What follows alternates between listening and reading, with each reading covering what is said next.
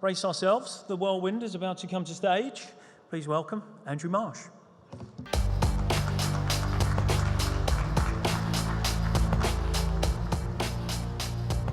Good afternoon.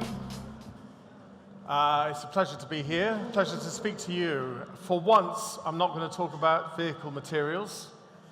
What I'm going to share with you is my former career inside a vehicle manufacturer and the level of information that is held by vehicle manufacturers and the contrast to the information that we use in repairing vehicles.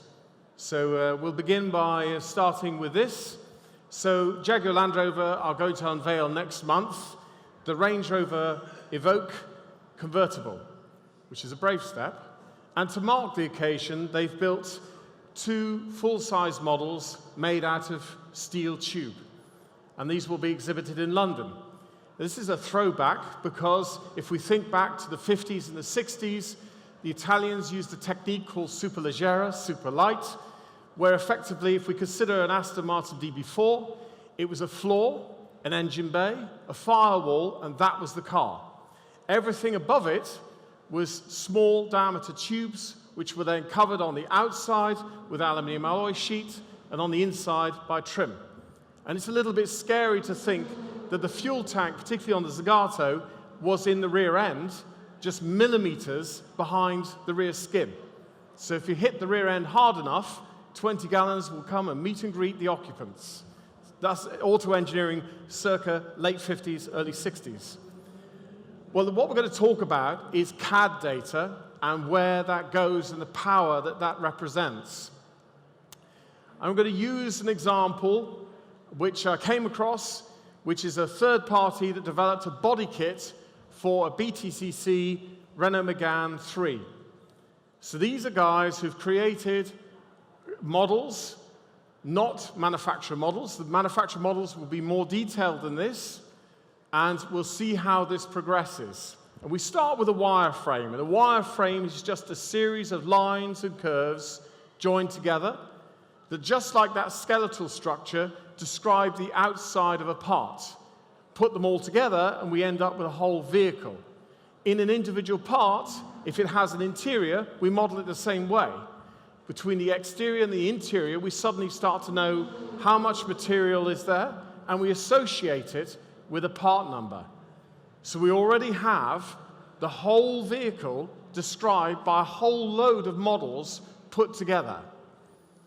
The next step, which was an evolution, so wireframe started in aerospace and in the oil and gas industry during the 70s.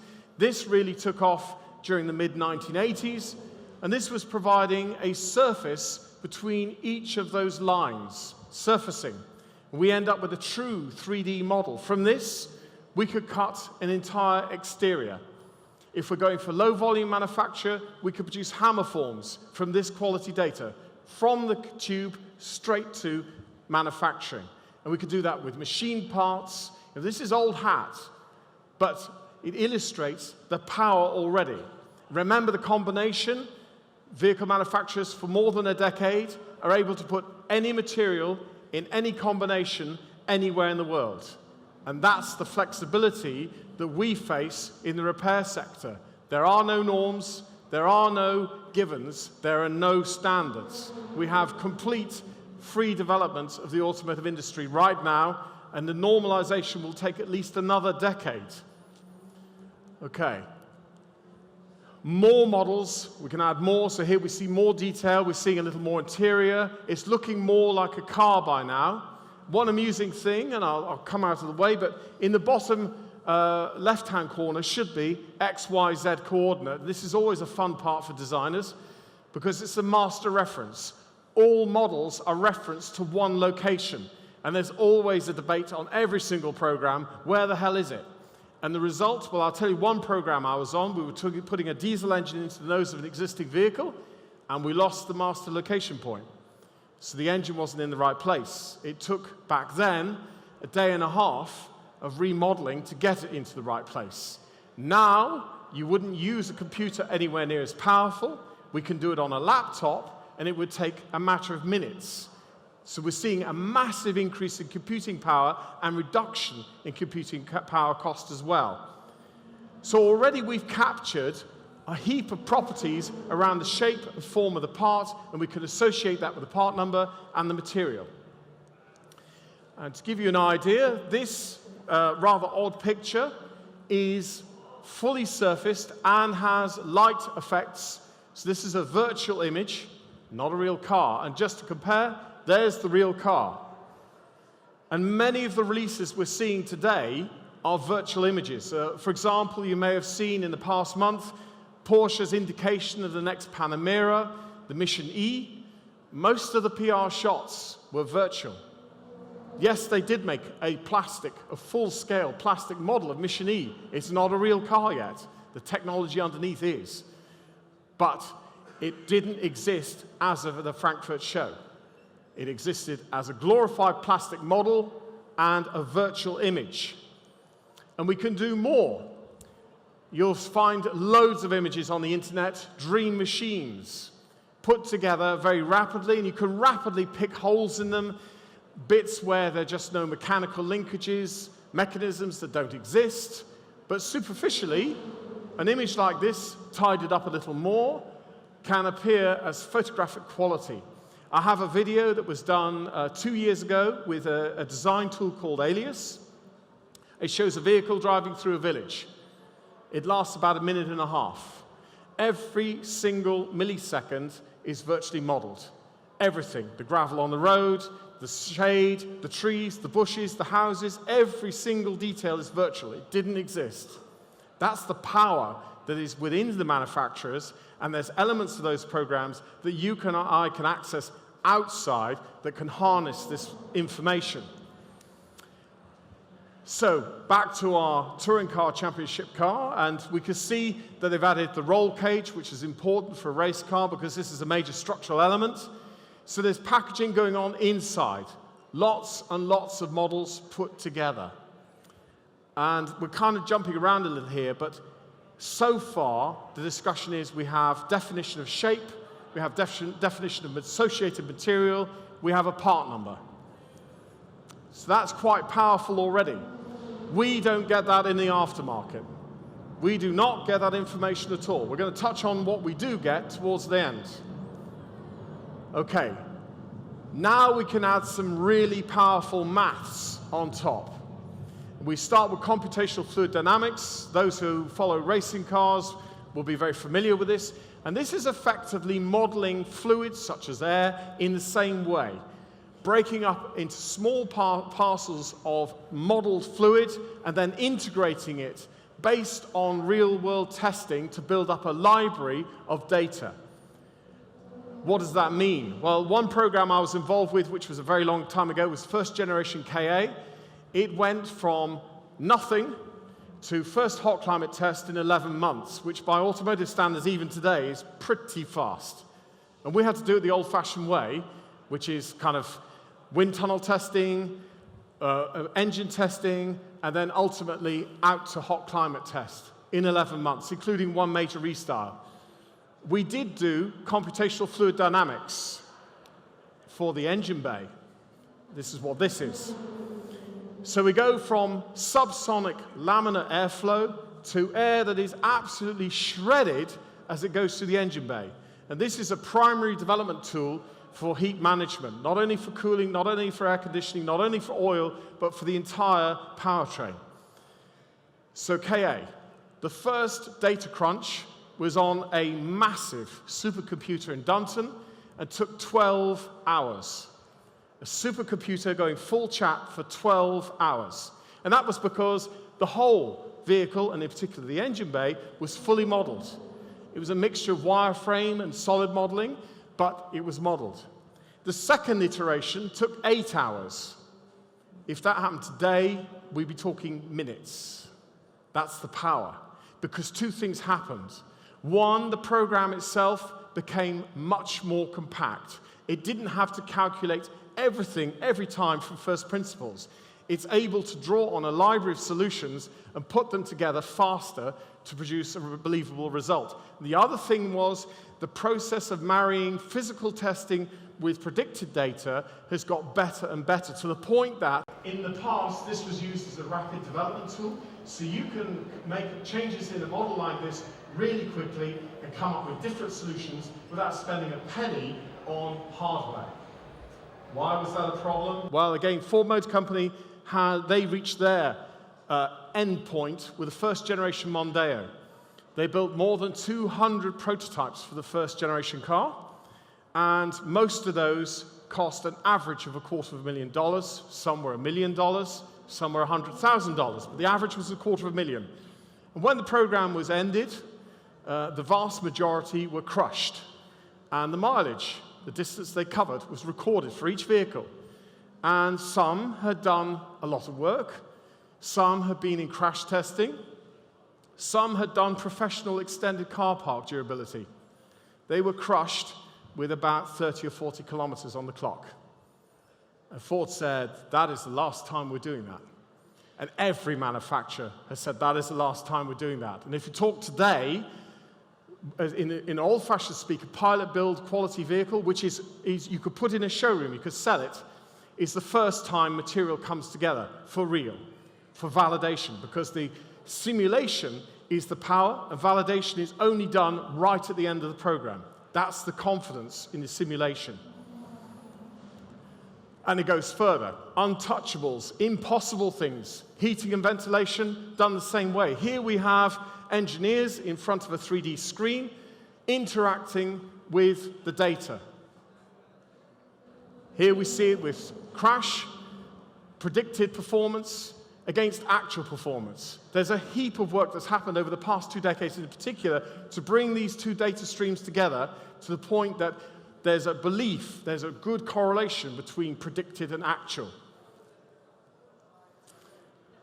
Hopefully this is going to work. Yes. And then we go to the absolute untouchables, the ones that would never happen. And this is, as I would nickname them, the ride and handling darlings, who have calibrated heads, bottoms, and hands. Well, that went virtual about 5 years ago. And this one, noise, vibration, harshness, again, super calibrated ears and sensory perception. That went virtual a decade ago. So you can see the power. We now have material, part number, form, and performance linked together for every single part in the vehicle. Every single clip, every single screw, every single part. That is live inside a vehicle manufacturer. What I'm going to talk about next is a big leap of faith, but here we go. So, crash. As I mentioned earlier, this program used to require supercomputers and mainframe computers to run, and will now happily run on a modestly priced PC or laptop because of smarter programming, because of a library of solutions. So therefore, we can plug in different material property values and get a believable prediction about how the structure is going to behave in an impact. And what I want to throw in at this point is, here we see the bare shell. That could be a complete car. So as we see the bare shell crushed, we know what has gone out, what is damaged by part number. And we could do that dynamically. We can do that from the data that's used to trigger the airbag system, to know typically the orientation from the yaw sensor from the ESC, what was the vehicle in rotation, from GPS, where it is, how fast it was going, what direction it was going. And then the difficult part is an estimation of the overlap, the amount of impact area on the vehicle. I'll come back to that point. But potentially, the vehicle could have an impact, and at point of impact, start to say, this is gone, that's gone, that's gone, that's gone. You get the first cut parts list at point of impact. That's powerful. We don't see that. Okay, what do we see? Well, this is CAD data. This is a screen grab of components that were modeled in CAD, and it's a parts list. It's a static document. This might as well be on a piece of parchment. It is an e-book. It's static. You can't do anything with it except read it. We are expected to put together what's bent, what's damaged, what do we need from the parts list, and it gets better. For the methods, see, I have to get methods in somewhere. For the methods, again, CAD data, screenshots, static, telling us what we can and can't do. This is valuable information. But we have to make the choice, what parts are we taking out, what parts are we replacing, and then refer to this to say, okay, what's allowed? Wouldn't it be easier, more elegant, if we can do this in a slightly more automated way? So I go to this point, and in a way this slide is irrelevant. The story is this. We know that the vehicle manufacturer, for any given model, and that's virtually everything that's on sale today, regardless of size of manufacturer, has this level of supporting data. How brilliant would it be for a version of that data to be released, secure, cleansed, light? Even though there's been a revolution in computing power, if we have a full vehicle model, most of IT would have a severe headache trying to manipulate that. Volvo, for example, Volvo car, used internally a light version of the body engineering program. And they've had that for more than a decade. And in that way, they can play around with predictions, they can play around with how things come off, the running order, they use it for developing the repair strategy. Is that released to the third party? No, we don't see it. And to give you an idea of how things have moved, IKEA, if you want to plan your own kitchen, you can download a free piece of software and play around with 3D models without needing any particular special PC. And that's been running since about the middle of the last decade. So in a way, this is old stuff, but it gives you an indication of the immense power that's there. And why do I talk about it now? Well, it comes to this. So for example, Marcus and his company did a lot of the artwork for this whole exhibition. One of the activities he does, there are many, and I'm competing with an aircraft, they provide models and animations, and they work from first principles. And then they associate properties with it, so we can reverse engineer what we need from existing data. There are techniques out there, and the techniques have migrated, which I deliberately showed you the first images of solid modeling. They're done on small computers, relatively small computers. So the challenge for data providers like ourselves is to start to migrate from static documents to dynamic. What does that mean? I think a very practical first step in this process would be to have a 3D model of a vehicle which you can squish, bend, pull in exactly the same way as the vehicle has been wrecked. And as it gets squished and bent and pulled, out comes all the part numbers that you need to order and all the methods that you need. Because we already know the methods, for example, refer to repair, not the way the vehicle was built, particularly on panel repair. But it doesn't take too much work to bring those two things together. And you can see how that situation is 100% different from reading static documents. And why now? Because computing power has got to the point where it's doable, it's not a fortune to do, and we almost get to the point where we don't need the manufacturer's source data. It would be much easier if we could do it, but I think we can all appreciate a manufacturer providing their entire model range virtually means there's nothing to stop us allowing that information going to another third party who then copies it verbatim. And that is the major security risk, and that's probably why a manufacturer will not ultimately agree to do this. But you can see the potential. This is huge, and I think it's going to have to happen in the next few years. This is not a dream. I've been talking about doing this for at least, 6, 7 years so far, and each passing year it gets closer and closer to happening, and we are close. Okay, so that is about it from me. Thank you for listening. I could take some questions if you like. Are there any questions? No questions? Yeah. Yes? Sorry. Clearly the basis for automated estimating. How realistic? How near? So yeah, I think we can do this. The dream is the vehicle has the impact and it produces this data at point of impact. I have concerns about the quality of the sensors that are required. The kind of sensor array that we have today may not be quite enough, but you can clearly see that it's not far away from a reality, particularly with the kind of systems that are coming up for enhanced driver support and autonomous driving. So the addition of 3D imaging, 3D external cameras maybe? Sorry, 3D external cameras could potentially analyse the crash data as well, just using the external imaging and the vehicle's own data set? I think the answer is yes. Yes. Okay. But it's such a powerful... What I've tried to do today is to show you, people talk about live estimating, and this is the way to do it. This is the power that is available right now. If we could magically go inside a vehicle manufacturer, what I've just talked about is all real right now. Interesting, thank you. Anybody else? Any more questions? No? Got away then, didn't you? Big round of applause for Andrew Marsh. Thank you very much.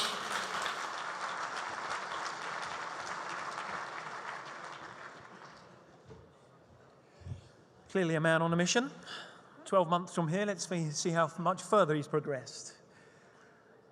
Okay, on to our next session now, and if we're a bit mind-boggled by all this data and all these systems that are happening, let's hope this man is going to lift us all up and pack us off with a nice upbeat feeling. Please welcome to the stage, Matt Hudson.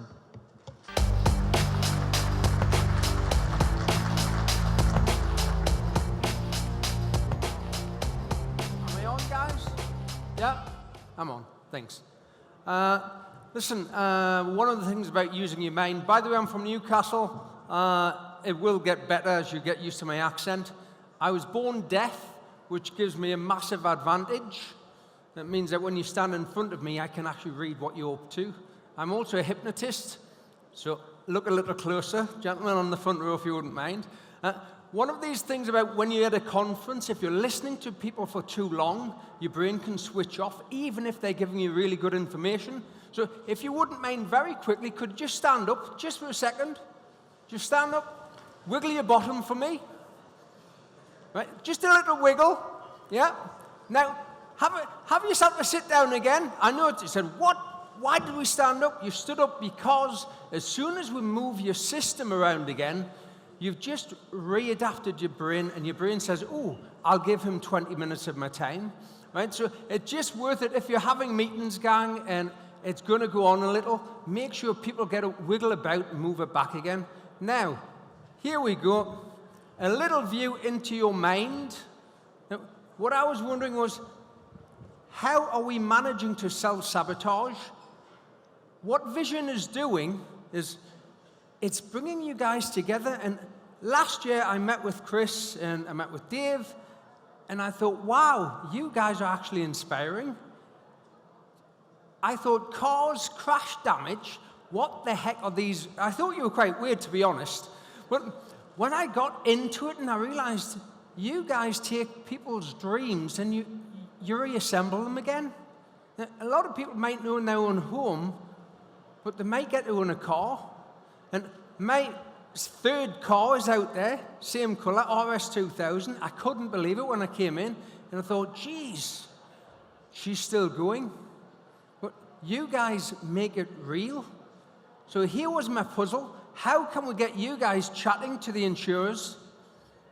How can we get the insurers chatting to you? And how can we get you guys really plugged into what Vision is about, which is clarity and getting together? So here's your challenge, and I'm going to test you, okay? In a moment, I'm going to show you a picture. I'm going to give you 2 seconds, and then it's gone, and then I'm going to come back and ask you about it. Is that okay? All I want to do is, whatever comes to mind, just remember. That'll do it. Now, I'll come back to that shortly. Some of you probably saw something in that picture, yeah? I'm going to see how your brain's wired. So, here's the map of the mind. The I am automotive, yeah? I have my own business, yeah? Or I am a person. It doesn't matter, because as soon as you begin to form that identity, which was put together on a Mac, and this is probably PC, so everything's out of square a little. So as soon as you form a company, you form a set of beliefs and values. So as soon as I saw Vision, you get a sense of what their beliefs and values are without them telling you. But they're about clarity. Clarity is kind of important. But when I was listening to Ben chatting about putting these systems in, brilliant idea, but some people couldn't follow a system for 3 days. You put them in charge of something, come back in 3 days later, and they're following something else because their value in their mind sends them somewhere. So why doesn't training work? We're going to get the guys in, they're going to give us all of the solutions, but why on earth don't we apply them? Because there are some brilliant things out there that they're going to save you money, they're going to give you masses of profit and really, really help your customer. But your brain is looking out there thinking, too new.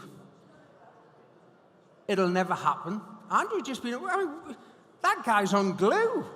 It's amazing. But we want it to happen. But I'm looking out in the audience and you're thinking, oh, yeah. Because the vehicle you're traveling in, this is the one vehicle that you guys never really get your hands on. Well, I mean, in a crash damage situation, of course, yeah. And the reason this vehicle doesn't like to change much is because of fear. False evidence appearing real, or forget everything and run. The problem with the fear side is we have a tiny little piece of our reptilian brain, which is called the amygdala. Now, the amygdala, it does an awful lot for us. It's an emotional responder. So when we come up to something that's new, remember, not so long ago we were quite primitive. And back then, say on a Friday night in Newcastle, after a few drinks, you might begin to act like ancient man or woman. I'm sure there's some ladies in the audience. If you have a t-shirt, come to Newcastle. Yeah. The thing is, when you start to act with this reptilian brain, that wonderful brain of yours, the knowledge of your years, all of the investment you've had in an education, it turns to dust. Because your reptilian brain only wants to do a few things. It wants to fight, it wants to run, it wants to freeze, and it might want to just play dead. The problem is, if you're recruiting a workforce that wants to play dead, they'll be very punctual with their time, but they will leave their brain in the car park. So worth noticing. Change threatens, and if you're coming along, innovation is wonderful. We're in a room here of people who want to change. But if you dash back and try and sell this stuff to your guys, they'll just smile at you like you've got religion. They'll smile at you like, oh, they've been on that vision thing. Give them a fortnight, it'll blow over. But the thing is, what you have to do is you have to keep pushing. You have to go beyond the fear. And that comes into another realm, a thing called the unconscious mind. Everybody got a mind with them? Yeah? Anybody seeing for the party later? We'll catch you on the unconscious side then. The thing is with new information, if it challenges or threatens your current information, your system will delete, distort, and generalize. You won't let new stuff in. And that's why it's hard to get people to change. Because your system on an unconscious level says it will never work. That's why when a wonderful man stands here and says, look, anytime soon it's going to happen, or another chap says, tomorrow, cyberspace might get your equipment, you sit there and you think, nah. Unless, of course, it's happened to you. And then you're the one that's bashing on with your Bible, getting up on the soapbox, like, sorry, I'm over to Chris here. That was this morning. I couldn't this morning. It was lovely because he's still as passionate. And Dave Reese is over there. They're still as passionate. And you think, I haven't met all of you, and hopefully we'll have a drink later, and I will, because I want to meet guys and ladies who really believe in this stuff. So, generalization, I'll give you an example. I'm standing in my mirror at home, bathroom mirror. Sorry about that, I'll step there. Just got out the shower, and I saw one silver hair just here, and I turned it. From that point, everything went into slow motion, a bit like a crash. I went, Sonia! Yelling for my wife. 24 years married today. She's killing me. I'm here. 24 years married, so I shouted at my wife. She comes hurtling up the stairs, because obviously I've cut myself shaving or something. I went, look. She said, what? I said, singular, grey hair. She went, you've been grey for ages. I went, that's what happens with a generalization pattern. You don't see it until it's right in front of you. Now, here's the challenge for your businesses. What is happening in your company today that your mind is generalizing, deleting, and distorting? What's happening with your competitors? What are your competitors doing that you're not even taking in because your system has got too comfortable with where you are?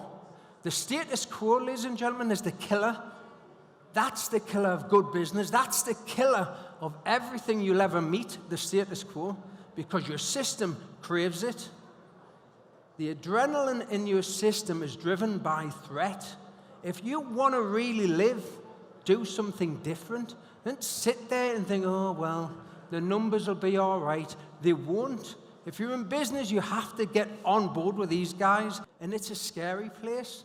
It's another thing with new information. It can scare the bejesus out of you, but do not be scared of it. If you're going to be scared that you don't have enough information. But at the very least, don't employ intelligent people and then tell them what to do, because that's not what it's about. So, how do we get people out of this frozen state of mind? Oops, that's the saddest part. We've got to put you into confusion and chaos. If we're going to move you, you've got to go through this process. And usually, the reason it's on arrows there is because people hover. They go between, oh, I'm scared, oh, and they keep going back and forwards.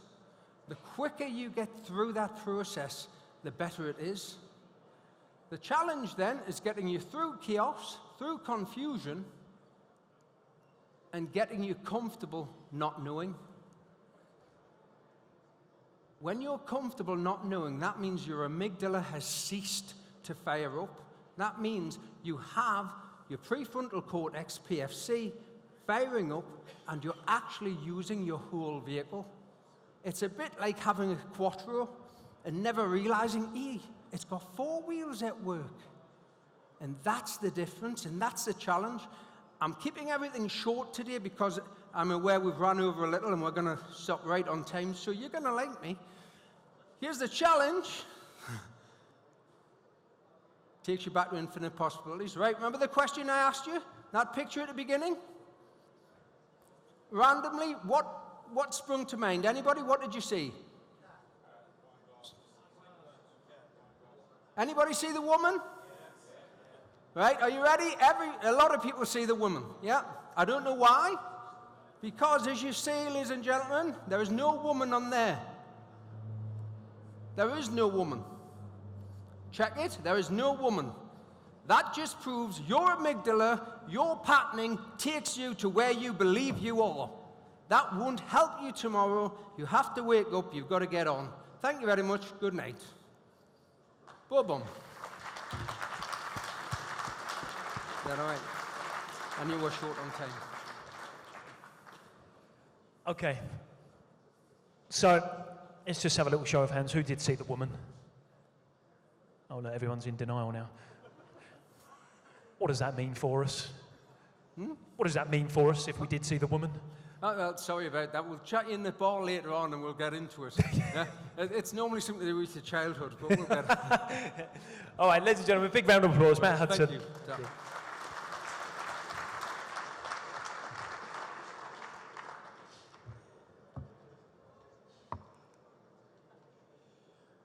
Okay, we're now moving on to